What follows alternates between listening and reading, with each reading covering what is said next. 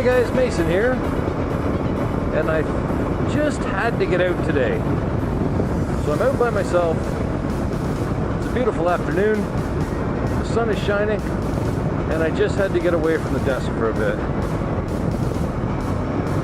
So what I thought we would do is we're going to go over the things that I've done to the KLR this year. There has been a couple modifications. They've been sort of slow coming in, but I'm getting them bolted on. That's what we're going to do. We're going to talk about the changes to my 2015 KLR 650, and we'll do that right after this.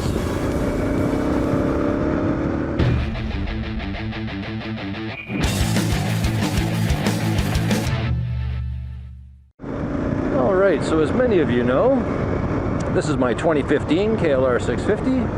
I now have 27,218 kilometers on it as of now.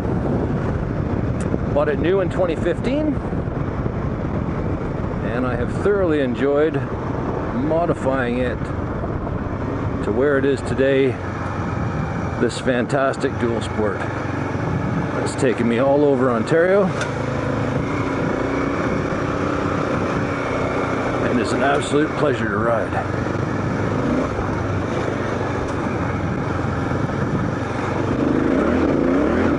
Some of the things that I've done to it this year, they include the 14-tooth front sprocket.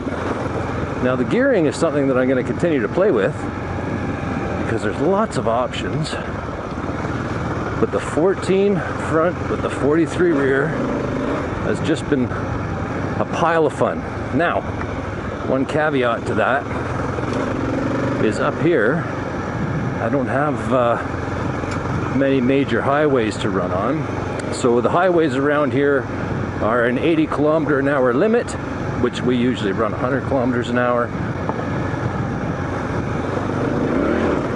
But on the trails, this has become so much more fun. Now on the highways, it's not that big a deal. At 100, I'm running just under 5,000 RPM at 100 kilometers an hour. And like I said, around here, that's really all we do. So if I do get on any major highways, any 400 series up in this area, not a big deal for it to run a little higher than that.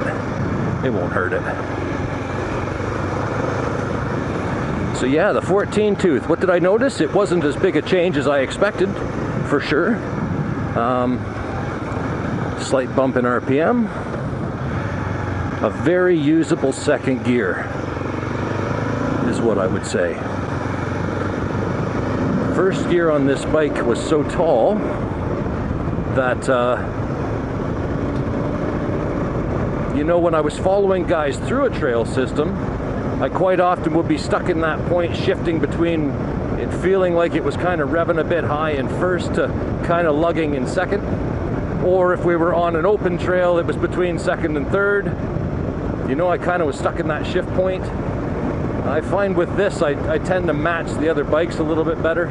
I can get out of first into second and still have some RPM up to carry me. And I'm going to assume that would transition on up through the gears. It does give it a bit more grunt, which is always fun. I had a couple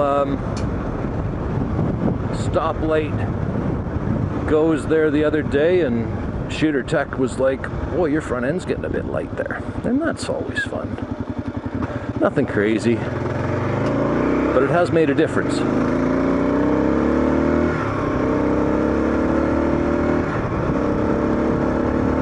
I'll show you here.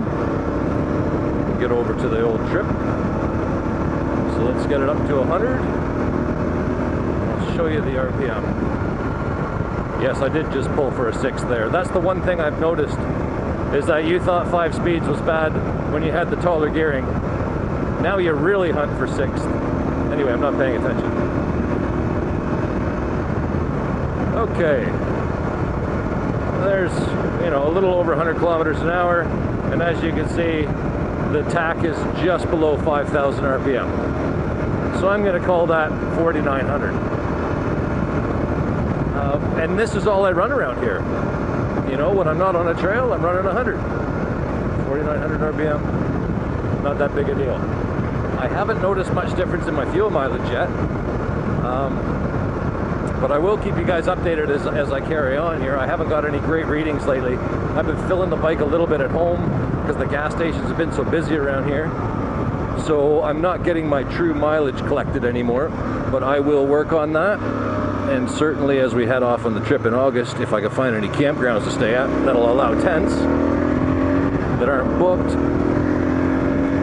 I will definitely keep you guys posted on the fuel mileage. Anyway, is it fun? Absolutely. Is it a big change? No, it's not. Don't be scared of it. If you commute on the interstates or on 400 series highways all the time, you know, you may not want to bother. But if you ride the majority of your time at 80 mile an hour or 100 kilometers an hour, it doesn't hurt them, and it's a lot of fun. So the 14 tooth front sprocket, so far I would recommend. That's the 1443. Apparently I could do the 1546 or something with similar gearing and get out of that 14 tooth front sprocket, which I've been told may be hard on the chain. But again, guys, I will keep you posted on all that as it develops if I have an issue. Oh, but if you do that, then you have to go with a longer chain. And the reason I didn't do that is because I already have the stock size of chain on the bench for a replacement. So I just didn't really want to have that be useless. So that's what we're carrying on with. All right. The next thing I did was I changed the front fender. You guys, I've had a lot of comments about the stock fender and the fact that I was still running it. So yes, I finally changed it. Now, the only reason I did is because Shooter Tech, when he sold his KLR, had a cabinet in his garage that was just chock full of spare parts, and one of the things that was in there was a new front fender. Now, I'm not entirely sure of the brand. I think it's a UFO, but maybe someone else can, maybe one of you guys will spot it and know exactly what it is. If you do, post it in the comments below, but we're pretty sure it's a UFO fender. Oh, we think it's actually a UFO fender for a KLX. So I'm not entirely sure what he ordered. Anyway, it's on. The only thing I had to do was I had to space it down slightly with a washer above the fender, because without the washer, the front fender was rubbing on the radiator guard and on the front beak of the motorcycle right below the headlight. It's just rubbing there gently too. So I spaced it down with a washer. I moved over my own grommets that go into the fender. I put the ones from the old fender in the new fender, and everything's good. It's perfect. Fit like a glove, actually. Was able to keep my lights and the configuration and the mount and everything the way they are. Nothing there changed. Works really good. Some guys say they feel a wobble off of the OEM fender, the big one. Again, maybe it's because I don't run many interstate style highways, but I never really noticed it. You know, on the trips we tend to run them a bit, and I never had an issue. So anyway, it's there. I don't notice a difference. It's all good. I do like the look of it though. I think it looks better for sure. But it was pretty low on my list of things to do. The other thing he had was an Eagle Mike fork brace. So I have bolted on the Eagle Mike fork brace.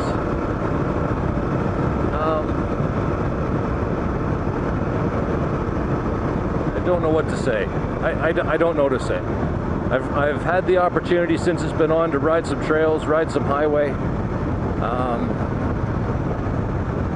It's really, really, really hard for me to say if it's made a difference. I can't notice it. Maybe somewhere it has. I don't know. I know a lot of you guys just swear by them, so I'm hesitant to say it didn't make a difference, but maybe it's just not. I don't know. You got to remember too, I have the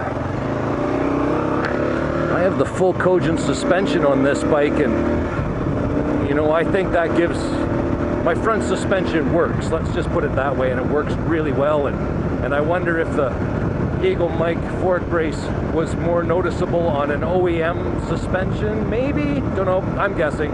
Again, if you guys have any theories on that, throw it in the comments down below. Yeah, I don't know. I only ever had the handlebar issue, like the wandering or the, you know, borderline little light, not tag slapper, but vibration in the bars once, and that was a tire issue. Going back to the TKC80s, that sorted itself out. So I know at that point I was thinking maybe something like this would help, but again, I don't think it hurts, I will say that, but I haven't noticed a difference. That's where I have to leave that. I just haven't noticed a difference. What else? Oh, I know what I did. So I'm gonna put links to all these in the description, because I'm out on the bike and I don't actually have all the info with me. Ooh, I think we better go this way, because that road's looking pretty jammed up. But I did the LED tail light, and not just the bulb. I did the one with the circuit board and the big X on it. I'll put some pictures in here. Now it has a strobe function, but I'm not using the strobe function. It just is a running light and then it's a brake light, just straight up. And it's bright. It is bright. It's bright. Much brighter than it was. Old Mason noticed when he was following me this spring that my tail light seemed dim, and he suggested that I wash the lens, which I'm sure also helped. But the LED is much brighter, and it's cool because it actually shows the X of the LEDs through the reflector. So something else just to catch people's eye, you know. This one that I have specifically, it doesn't do what Old Mason's does. His will blink 3 or 4 times and then go solid. This one you can only set for a high strobe, a fast strobe, or a slow strobe, or no strobe. So I just didn't like it constantly blinking, and so I have it off. But those are the options with this one. But this one is bright. There's a lot of LEDs on it, and it looks really good. The guys have all commented. They say it's much easier to see now when I've thrown the anchor out, so to speak. So yeah, that was a great mod. The other thing I've done is I plan on upgrading my phone here at some point. And my old RAM mount, which I love, it's never let go of a phone on anyone's bike that I know of. These things are absolutely bomber. But it was barely big enough for my S9. RAM has just come out with this new one. It's exactly the same, but it's physically bigger. You can see how much room is left even just here. Now these tines that help hold the phone in place are movable. You can adjust them in and out, and there's a lot of extra room on the spring clip too, so regardless of what I get down the road, I may just have to adjust the holding brackets, and the new phone will just clip right in. So I did do that as I went, because I was setting my dash back up for the new GPS. Now this is the Garmin GPS map 66S. Now this is the one that they also do with the InReach, which Shooter Tech has purchased. So we will, hopefully we don't have to use it, but he is going to subscribe to it if we're away on a trip, so we have InReach when we're out of cell signal. It's not something I wanted to do. I just wanted the slightly bigger screen and the better resolution on the display. Because I don't know about you guys, but apparently I must be getting a little older, because things are getting a little difficult to see up close.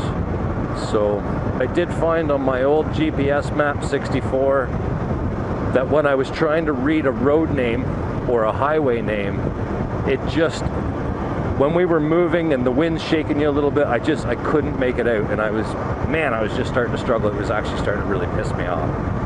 This one I noticed when I go back to the map page, those I can read, and I can also make them bigger on this one. So that's a big plus.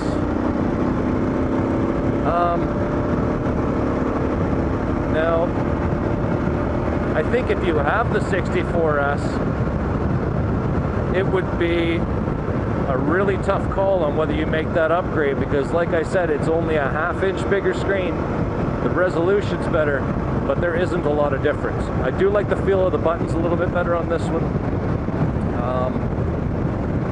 But, you know, I didn't really need to upgrade.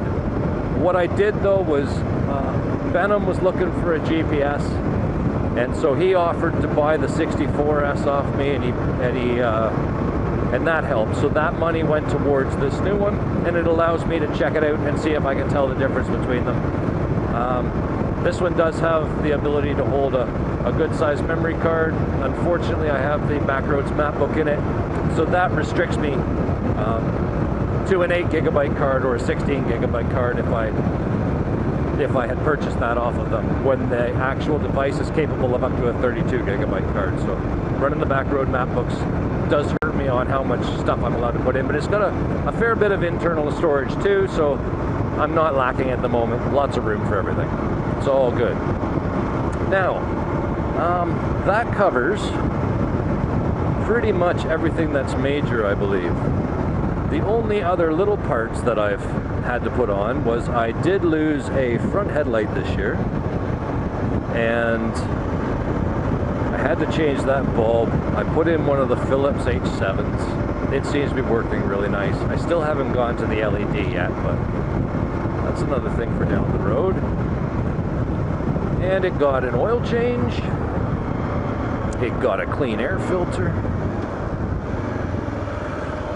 With the 14-tooth sprocket, it also got its chain adjusted, and everything's good there. So we're ready to go.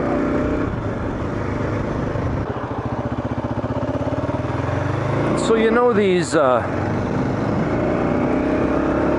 USB chargers, and they're cheap on Amazon. And I mean, I have some in my travel trailer and they seem to work. I have some in my work van and they've never given me trouble, but put it on the motorcycle and 3 of them have died on me this year. Now, I was buying the one that shows the voltage in between the 2 USB ports, and every single one of them, one or the other USB port would quit. Now, I don't know if it's vibration, maybe it's just bad luck and I just got 3 faulty ones, but they all worked when I installed them. They would work for 2 weeks, and then one of my devices would stop charging. Now, I put this new switch on this year, and it shuts my dash down or turns it on, which I like. And at first I wondered if it was something to do with the switch, but it ended up actually being the USB charge point. So this one that I have has nothing fancy. It's 2 USB 3.0 charging outputs, no lights, no display, no nothing, and this one's standing up. So if it continues to stand up, I will put a link in the description and let you guys know what one it is. But the other ones, I did not have any luck. Throw a comment, maybe just put a comment down below if any of you guys have gone through the same thing. I really struggled with that. And there's nothing worse than thinking you have everything right, heading out for a weekend ride, and finding that one of your devices isn't charging. It's super annoying with the Garmin, because every time it loses power, it wants to shut down. It comes up with the screen, gives you a timeout. Screen, anyway, pain in the butt.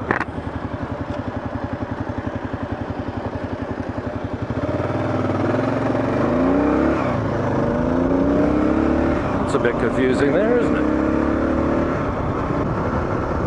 So other than that, everything's the way it was after last year. Everything's standing up well. Double take mirrors are doing great. The Zeta handguards are holding up. Love my helmet hook. Got the Oxford heated grips that I used a lot this spring, but I wish I had cooling grips for the month of June. Oh my goodness, was it hot up here. We really haven't been riding much because of the heat, but today is a gorgeous day. Yeah, the bike is running fantastic. I'm super excited. It's good that it is running well, because I'm trying to keep up with some fairly serious equipment now around here when I ride with the guys. But so far, the old KLR and I aren't doing too bad. You guys know I love the simplicity. I love tinkering with my bike.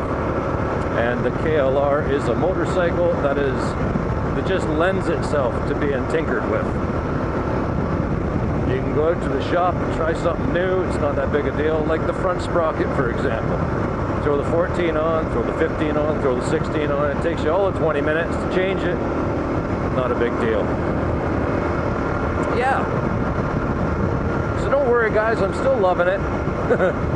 It's easy. Oh, there's a lot of eye candy around here lately, but it is just that. It's eye candy to me. I thoroughly enjoy riding with those guys. I love seeing them on those new bikes, because I'll tell you, it revitalizes everyone when someone gets a new machine, for sure. That's always exciting. But yeah, the KLR is hanging in. We'll stick with it for a while. I hope you guys are out riding. Thanks for watching. As always, mind how you go, and I will catch you on the next one. Take care. Mason out.